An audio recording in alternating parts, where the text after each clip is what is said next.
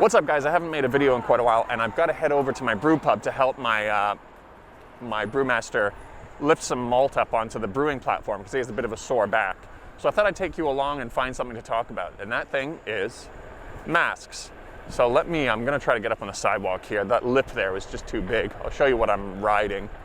I'm riding this thing here, one wheel. But yeah, let's have a little bit of a chat while we're on the way to my brew pub. So with masks, you know, I did a mask factory visit, as many of you guys saw, and it was good quality masks.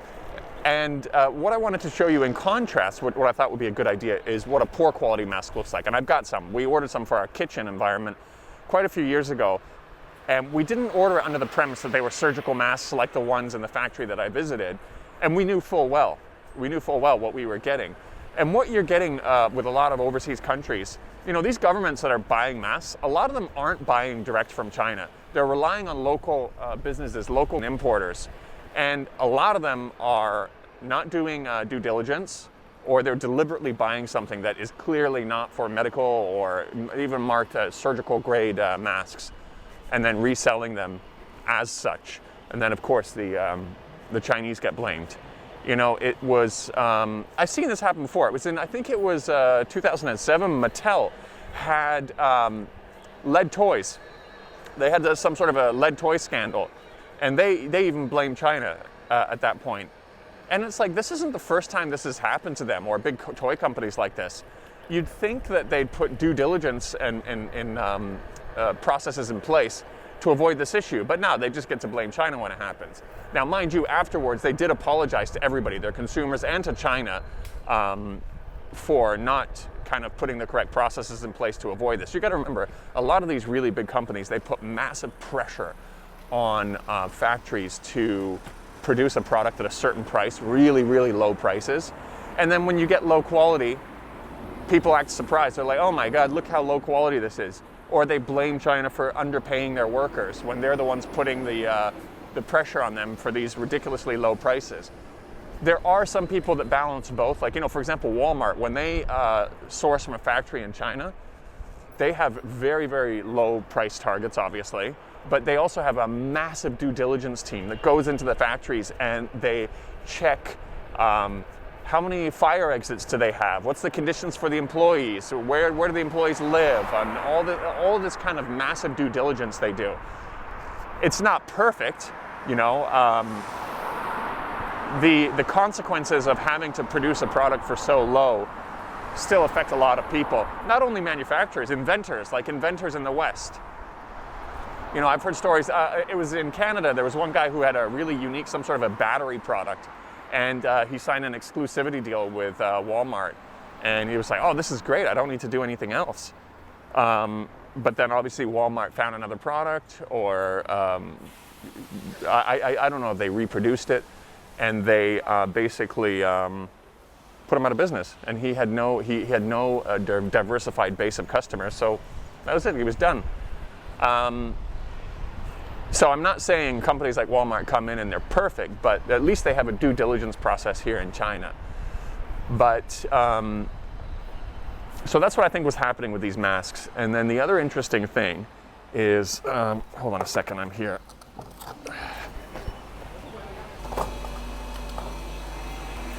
So where was I? Yeah, the other thing is, let me put these masks here that I'm going to show you guys. So the U.S. government,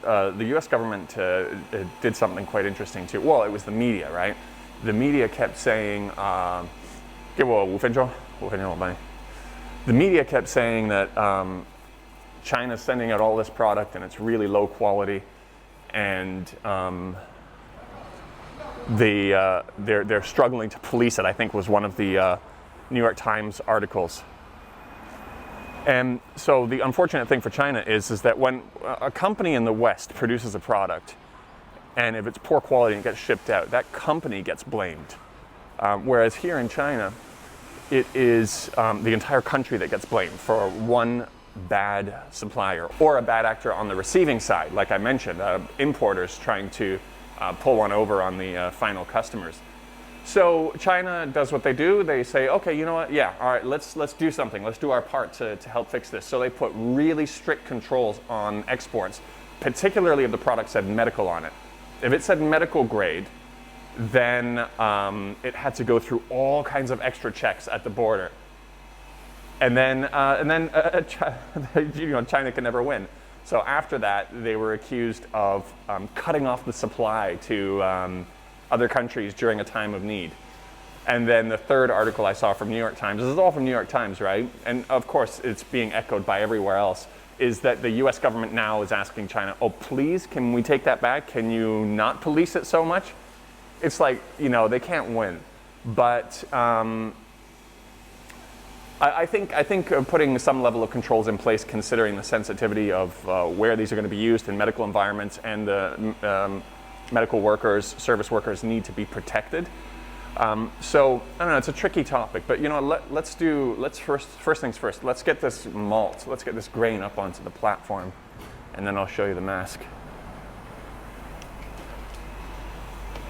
Okay, let me set this up here.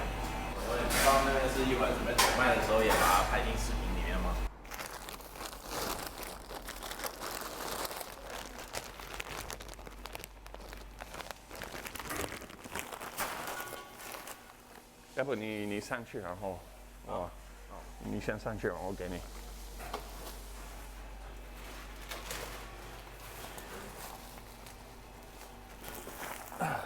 今天酿什么？对。哦，世界末日。Making an IPA today.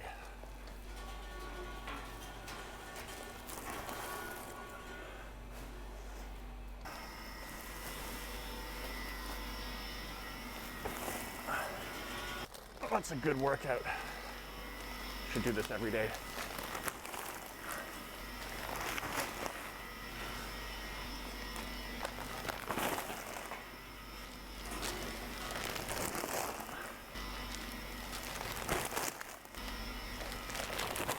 Okay.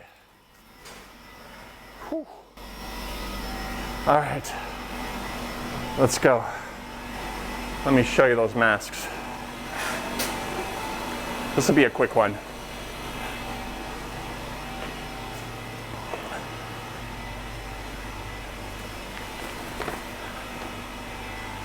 All right, so let's compare a good mask to a bad one. So you probably saw my factory visit last time, where I did the flame test, I did the water test, and all that kind of stuff. So I'm not going to do that again on this one, but I'm just going to do something really basic. Because one of the things I saw was that the Ontario government in Canada, they had to recall a bunch of masks. I think it was from retirement homes, because they were ripping. And I was like, what kind of quality must that be for the masks to rip? Because these are pretty difficult to rip. Well, the good ones. But let me show you these. So these we bought for our kitchen staff, just for smoke and oil. We never even ended up using this. We bought this years ago and it's still full. Just because it's so terrible. But if we were buying something for a medical environment or for a pandemic and we received this, it would just be absolutely shocking. I mean, first of all, yeah, look how light that is. It's like paper.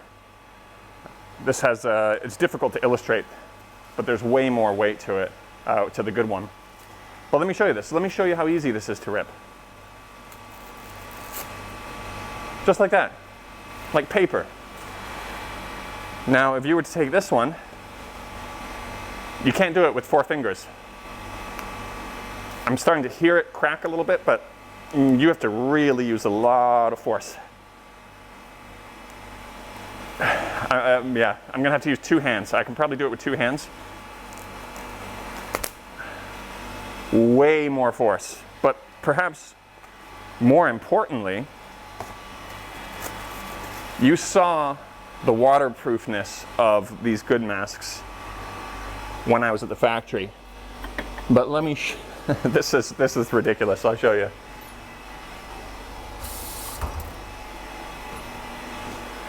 So you could, with the good mask, you could slush the water around in, no problem at all. It's not going to come through. But here's the poor mask.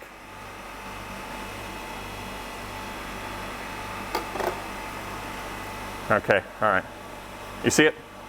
Coming right through. This mask is a piece of crap, to be honest. That's why we haven't even used it for a kitchen environment, let alone a pandemic kind of a situation.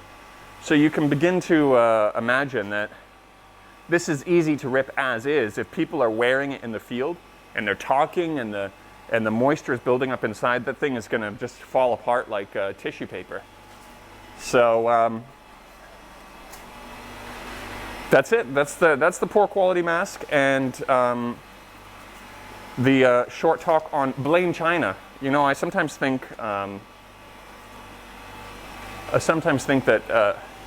it'd be nice for somebody to redo the Robin Williams, rest in peace, Blame Canada video, or Blame Canada song that he did. Was it him who did it first, or was it South Park? I don't know which one came first. It was either South Park and then him, or him and then South Park. I should probably know that. But there really needs to be a Blame China song, because that's what people do. 走了. OK.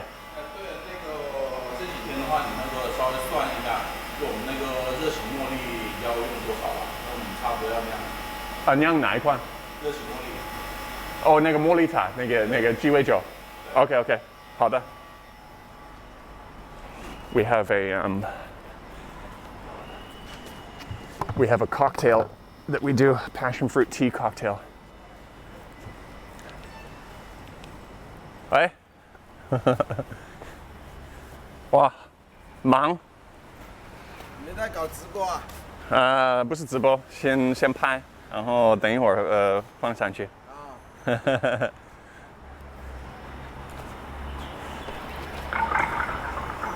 Good neighbor of ours. He's a car washing guy. I did a live stream. Some of you might have caught it. I didn't keep it online, but went into his little secret tea room and had some tea with him the other day. Tea and some food. But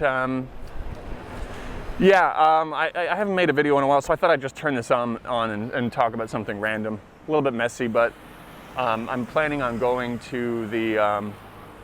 I'm planning on actually going back to that factory, the mask factory, and filming their new N95 masks, that production line, because it's up and running, and I'm also really personally curious about it. So I might do a video of that, but I've been kind of falling behind. What's this car doing? Anyways, let me wrap this video up with a little view of the road here, and I'll catch you in the next one, whenever that may be. Talk to you soon, guys.